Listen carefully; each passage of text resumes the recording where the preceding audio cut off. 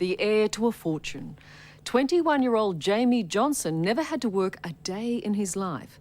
Then he went into the movie business, made a candid documentary about his fabulously wealthy friends. They spilled the beans, all the beans, and thus broke the last great social taboo. Never, ever, ever be crass enough to talk about money. Well, you could hear the smart set choking on their silver spoons. They cut young Jamie dead. You'll see why in this preview of his sneaky exposé, the film he called Born Rich.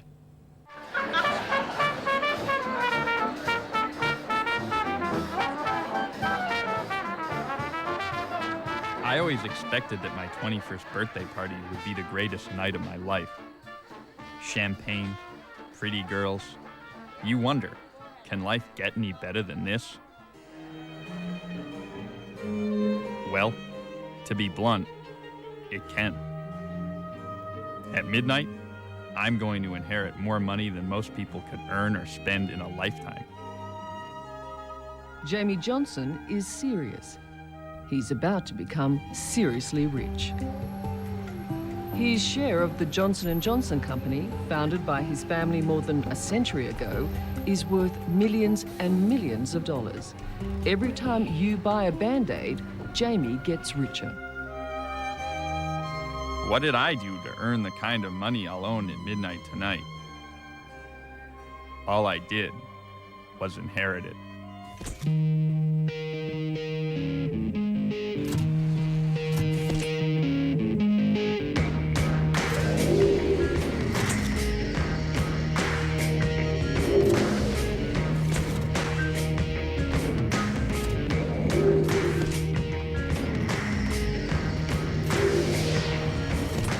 Jamie Johnson's immense wealth bothers him so much that he dared question it. And he did it in the most public way. He turned a camera on some of his super rich friends, the wealthiest kids on earth, and made a documentary called Born Rich. Sir! It would be a low estimate, a very low estimate for me to say 20 billion. I remember when I was a little kid, my mom let me spend the day with my uncle. And he took me to Grand Central Station and he said, "This is yours." We are on the 68th floor. Not a bad view to wake up to. I think I made a lot of people nervous and anxious. And, you know, that's the way they felt about it. You had some nasty public encounters? I had a few. I would be approached at parties and people would say, "What do you think you're doing? Why did you do this? I think you did the wrong thing." And there was some tension there. And I think some people feel like I did break an unspoken rule that shouldn't have been broken. Before I say anything, I just want to say that I am really, really reluctant to do this. And I really don't like talking to this thing at all. And I dislike you both immensely as a result of the fact. Luke Wheel was one of Jamie's friends. As heir to a massive gaming fortune, Luke would later regret revealing just how much power and privilege comes from being absolutely stinking rich. So whoever pisses you off, and I'm up at boarding school, and this kid's from like some shit town in Connecticut, you know, I don't know. I can just say, "F you, I'm from New York. I can buy your family, piss off." And this is petty, and this is weak, and this is very underhanded, but it's so easy, you know?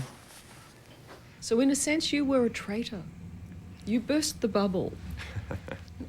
You blew the whistle. I mean, I guess in that sense I was, you know. I mean, people have said that about me, so.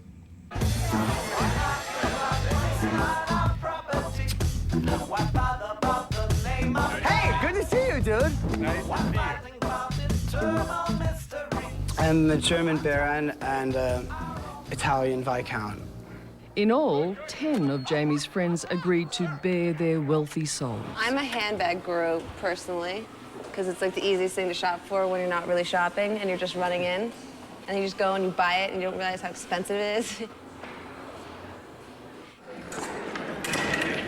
Cy Newhouse IV is the eldest son and heir to a publishing empire.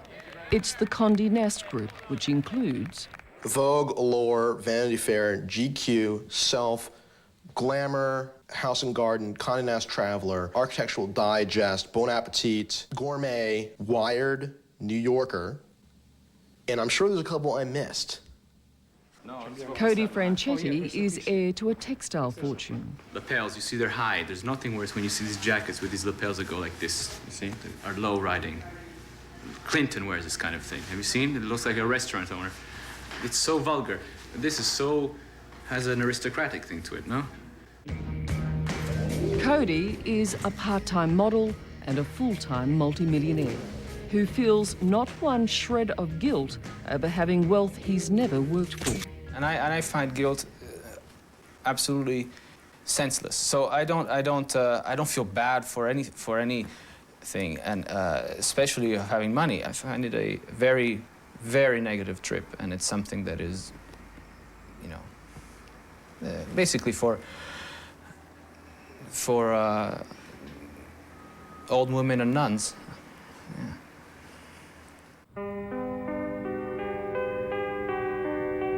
While all the people in Born Rich never need work, Jamie's father never has worked. Not one day, not ever. Instead, he paints. I don't want to be nervous about money or be nervous about who I am. And I feel like you're feeling nervous about this film is maybe that nervousness of who you are. And you're in control of this film, and I'm not. So there's a little source of nervousness. Talking about money and having a public association with wealth was a frightening thing for him. And the way he's dealt with that is by avoiding it as much as possible. So when his son decides to pull out a camera, what's worse, and discuss it, that was his worst nightmare. I think it was his worst nightmare. But at the same time, I think also that's probably one of the reasons why I felt like it needed to be done, because it's not that frightening. Money is a thing that you don't talk about because it's in bad taste. Why? It was to his father that Jamie turned to seek his advice about a burning question. Even if you don't need to work, does it fulfill you more as a person to have a job? It's a concept his dad finds difficult to grasp. After graduation, you might pursue the filming a little bit, but you might also get interested in graduate school, further studies, building a collection of historic documents, papers, publications. And As a career? yes. Okay. And you look at him as if to say, there's something seriously wrong here. I do remember that. And it's kind of funny because he suggests I collect old maps, and there's something so antiquated about that idea. Hand-colored? Oh, yeah. Well, considering I don't have to work, what advice would you give me on? Then don't work. Then don't work. Why would anybody in their right mind work unless they had to? Do you have a job? No. Do you want a job? No. Cody Franchetti's chiseled face looms large over New York. But right now, he has put modeling on hold. In fact, this 29-year-old says he's put off any career until he's 40.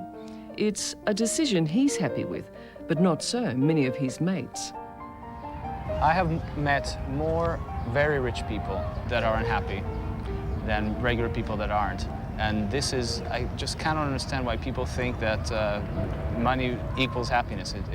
It isn't so, and often it equals unhappiness at a certain level. What would make a very rich person unhappy? Isolation is one of the main things that comes with wealth, with extreme wealth.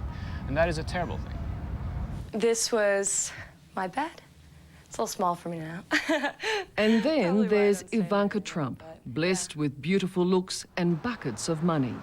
The fact is that I'm absolutely, proud to be a Trump. This daughter of Donald never feels lonely, but she says she understands the oh-so-terrible isolation money can bring.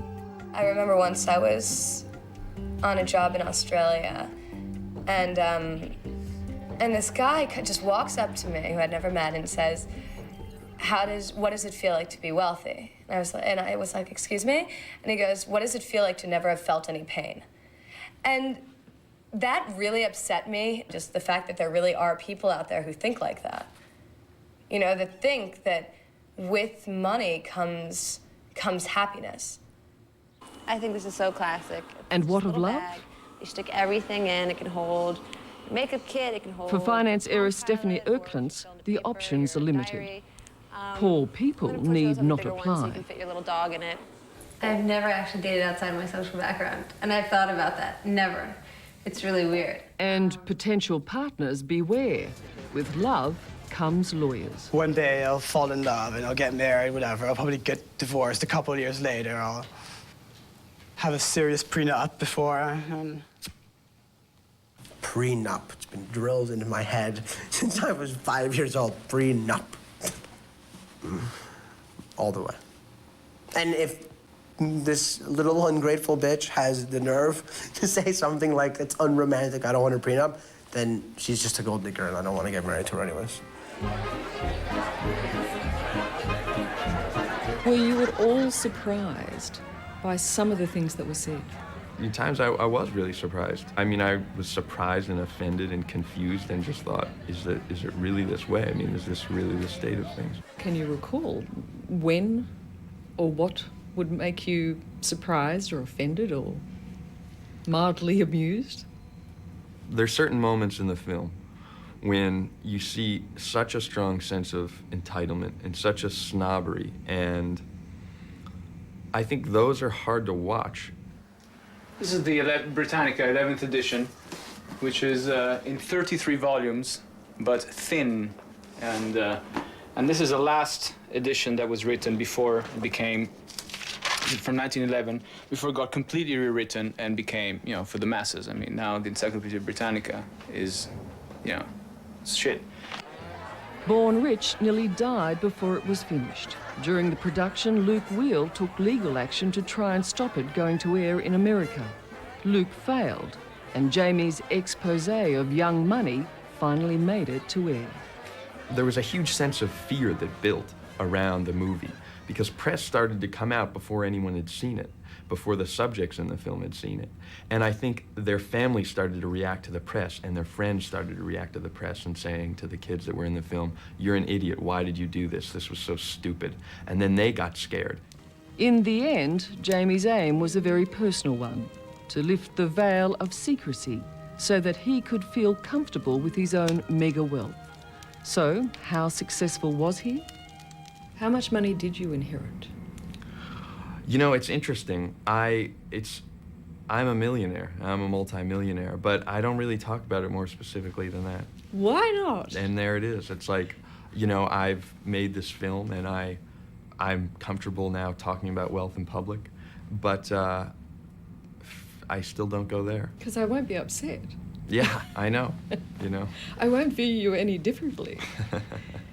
So to this day, you still can't say, well, actually, I've got, you know, 400 million in the bank, or I can have access to $1 billion if I want. You can't utter those kinds of words? I can't.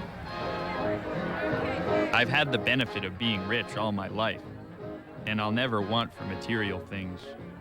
But after working on this movie, I've discovered that what you inherit may not be as valuable as what you earn.